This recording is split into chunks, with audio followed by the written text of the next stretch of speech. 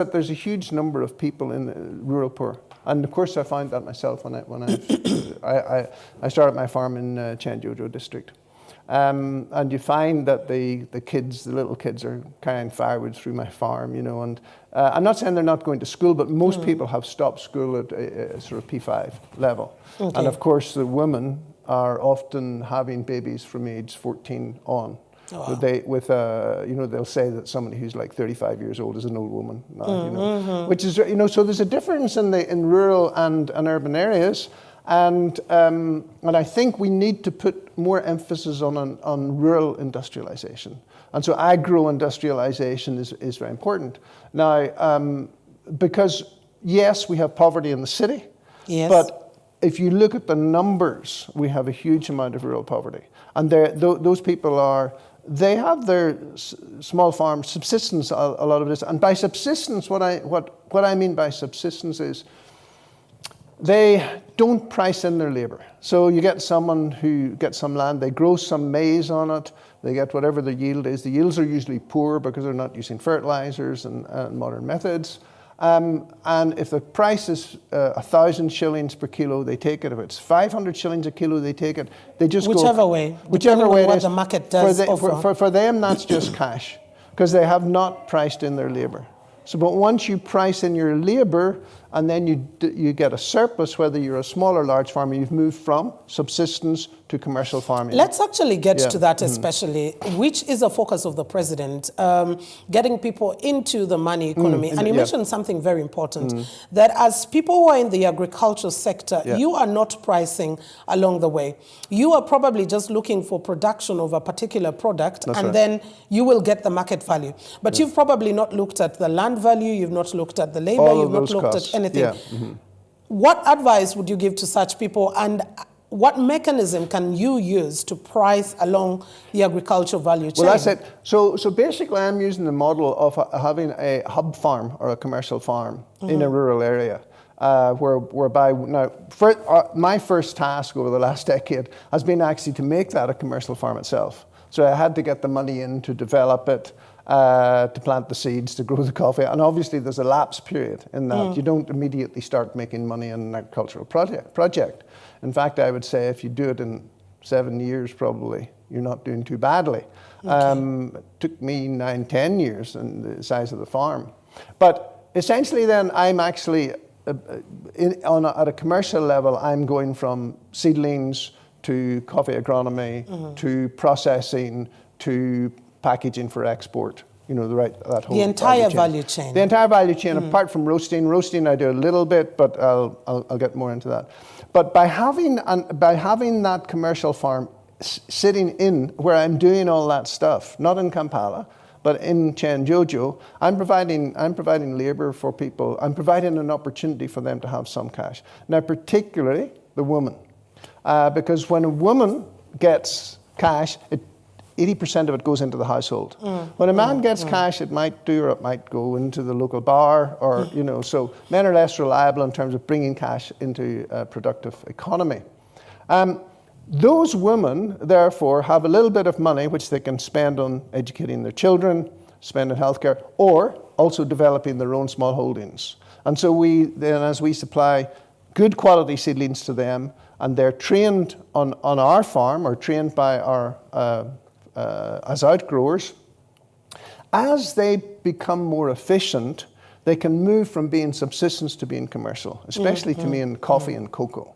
Because coffee the good thing about coffee, it has a big market, big global market, and we're not going to exhaust that anytime soon. Yes, it suffers from fluctuations in price, but generally the prices are on upwards. It can go up and then drop, but then it'll go back up again. And so if we can get good agronomic practices with these small farmers, who are the bulk of our coffee producers, then we can actually move them from the subsistence economy into a commercial economy, and especially the woman.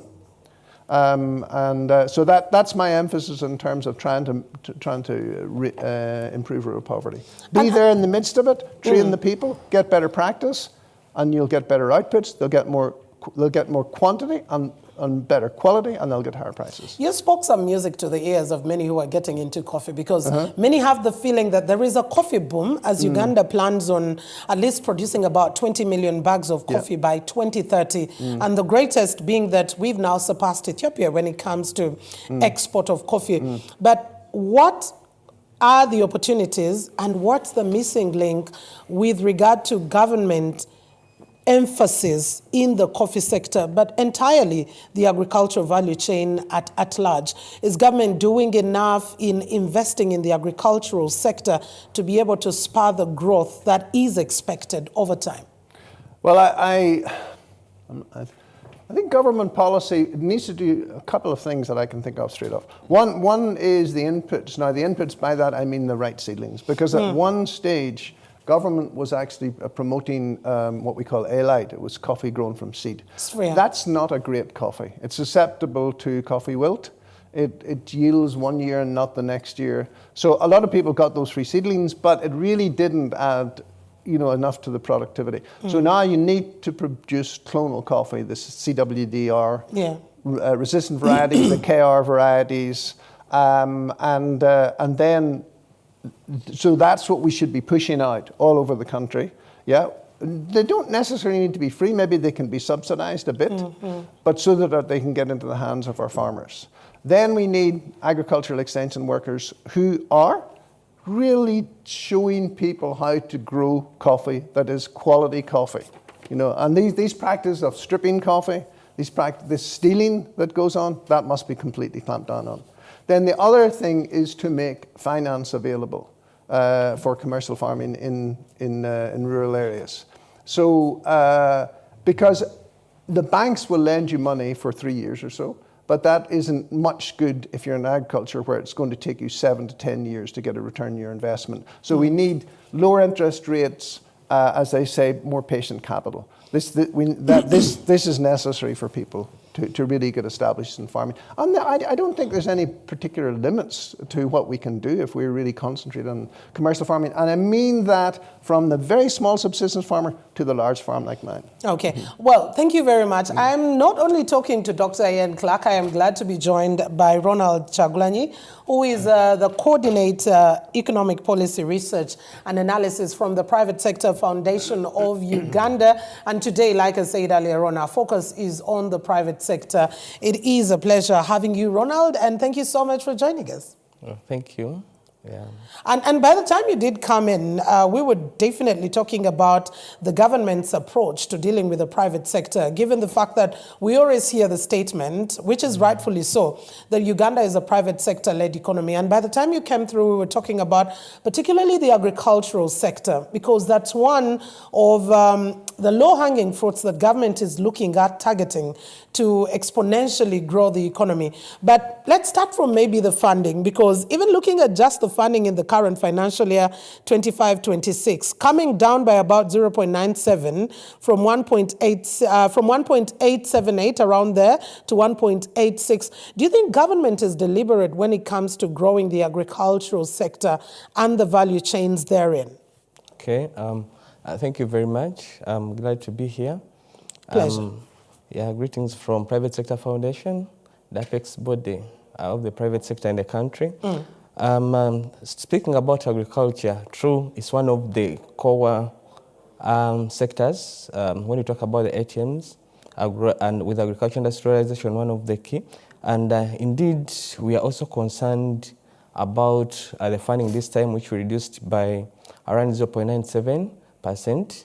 And we understand that agriculture is a great contributor, employing over 70% of Ugandans and contributing to the well-being of a very, very big number of people. So we are looking at, with a reduction in funding, and we are turning towards, our focus is to see that there is modernization of agriculture, that there is more inputs are put into place, more advanced inputs in place. So we also believe that with a reduction, it may not be deliberate, but would recommend more and more funding, because ideally the funding we are having is less than the one recommended in in the NDP4, which is around 2.2, closer to 2.2 trillion, which is recommended in NDP4. So meaning we are still doing below the recommended funding. And picking up from where Ian and myself were talking from, the agricultural value chains need to be paid attention to from the beginning. Yeah. That is, for example, at seed import, quality seed import, then go through the entire chain to post-harvest handling, and then we can be able to deal with the export. How much attention has government paid to that? Because, for example, in the coffee value chain that I and Dr. Ian Clark are in directly, you would see that there was certification, especially from the Uganda Coffee Development Authority, together with the National Coffee Research Institute. UCDA now bounced back to the Ministry of Agriculture, Animal Industry and Fisheries, but not just only the coffee value chain, many other value chains that face issues, especially when it comes to quality input. Where is government lacking, and where are the opportunities for the private sector? Maybe they could be able to take up this. Okay.